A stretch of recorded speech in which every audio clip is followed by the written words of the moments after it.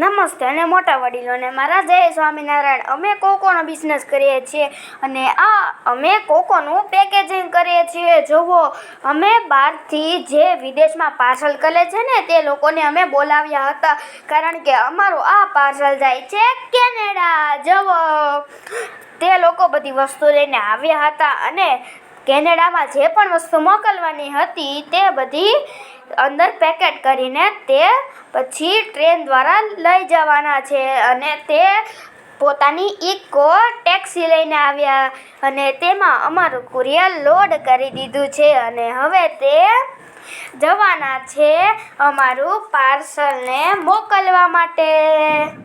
તેઓ ગાડી વાળશે હમણાં થોડીક વારમાં.